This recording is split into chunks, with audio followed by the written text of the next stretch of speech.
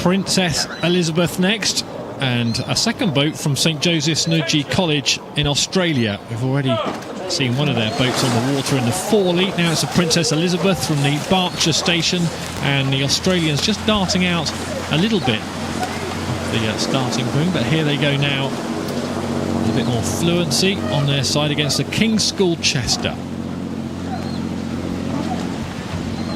Yeah, fantastic number of foreign crews made the trip in this, and looking at this Princess Elizabeth Cup to see the Australians against the King's School men.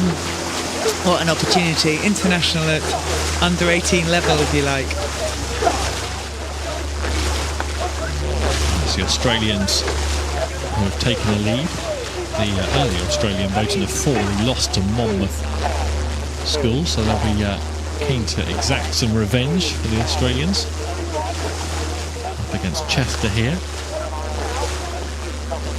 And they've got a really good lead, haven't they? It's a handsome lead early on. Yeah, it's great to see, isn't it, that St Joseph's Nudgee School, the Queensland men, they've just come out of their summer. I spent a fair bit of time in Queensland at the Commonwealth Games earlier this year, and actually rowed at Swan River over in Perth when I was out there. And it's the Australian rowing system. We talk about our school rowing system, then it is really strong. But equally in Australia, this is a sport that is prioritised, and many school boys and school girls get the opportunity to try this. Say that again. Where did you row? In Perth? In Perth on the Swan River. They're racing later on. I thought you were on the Gold Coast. The Queensland Gold Coast here, yeah. But I was busy then. I was chef de Michelin. You were working, weren't you? I was surprised you had so much time for jollying about rowing. Well, I managed to take my godson out in a quad. It was fantastic. And what was really annoying was there was dolphins, but I didn't see them. Oh, okay. Tough life, isn't it? So, we're just watching this Australian boat put together a well-organised race, St Joseph's Nudgee College. Scotch College last year, succeeding in this event, also from Australia. So they'll be looking to replicate that. And this does really spice it up. We've all been talking about St Paul's in this event. They have been the in-form crew over here in England. We've seen them win at 15 seconds in across the other schools, which is just incredible, over 2,000 metres. However, what we don't know, this is the unknown for us, what these foreign crews and their boat speed. So I'm looking forward to seeing that. And what we've seen here is that this school, St Joseph's, had a fast start, and they're able to come in here and control the race against King's School. They made no secret of the fact this was where their priority was lying, St Joseph's. And St Paul's School, you mentioned, looking for a triple crown. Emphatic victories at the school's head of the river and the National Schools Regatta as well. So St Paul's will start as domestic favourites. Eton and Abingdon have dominated over the last 10 years or so in this particular event.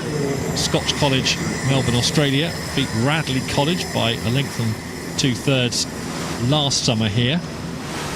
So I wonder what will happen on Sunday in the final. But for now, your money will be on St Joseph's to progress through this particular heat. Yeah, fantastic, isn't it? And this is the first time we've seen St Joseph's Nudgee at Henley. As you say, two different boats here. It's great to see them here, and they're looking to have some fun. And look at this, they I think we'll be enjoying this race. Yeah, it's fun when you're performing like this. Less fun if you're coming second, as a rule of thumb. Yeah, they can drop off the rate now, can't they? They can see what's going on behind them. St Joseph's, the Australians reducing the rate.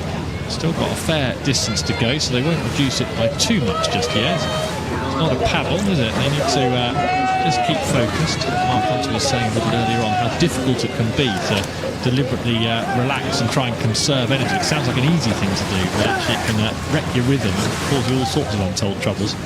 Yeah, it's funny, you compete and prepare to race, and when you're racing, especially lane racing, you tend to have to race the whole 2,000 metres.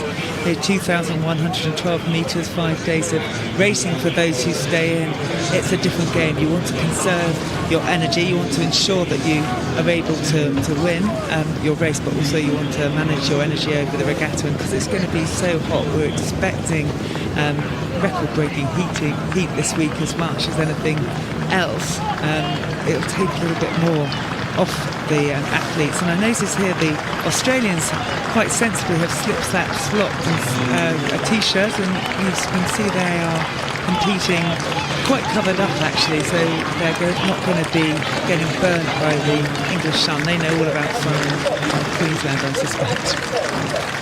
Yeah, it's not too ferociously hot yet. It'll get hotter as the day goes on. It's still relatively early in the morning, before 11 o'clock here in the UK, but we'll be racing in hotter conditions later in the week, and that's because they've won this first heat. Good performance from them. St Joseph's of Australia over the line now in the Princess Elizabeth Challenge Cup, with a few lengths to spare on the King's School Chester. And I've learnt from that experience. We'll see some of them back in years to come, I'm sure. Yeah, absolutely, no doubt. You see that King's School gave it everything that they had, but just came up against the Australian opposition, who are the informed crew today.